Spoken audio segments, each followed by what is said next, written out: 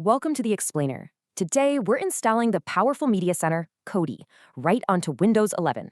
So, what exactly is Kodi?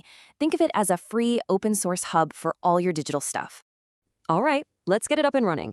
I'll walk you through two super simple, safe methods. Okay, method one, the old school way. Go to the official website, kodi.tv. It's always the safest bet. Once you're there, just look for the Downloads button. It's right there in the top menu. You'll see a bunch of options here. For this explainer, we're going to click the Windows icon. Go for the 64-bit installer. It's the one you want for pretty much any modern PC.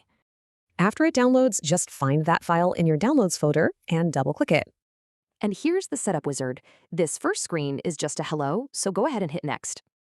Up next is the license agreement. You'll have to click I agree to keep things moving. You can just leave all these components as they are. The defaults are perfect, so just click next.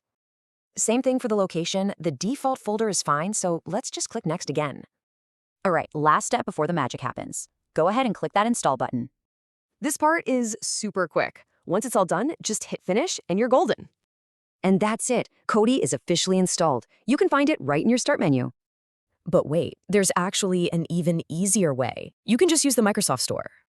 Seriously, all you do is open the Store app and type Kodi into that search bar. Find the official Kodi app, click install, and, well, that's it. Windows does the rest for you. What's really cool is it doesn't just run on Windows.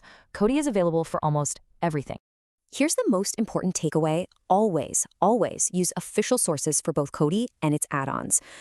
Okay, your brand new media center is all set up, so what are you going to check out first?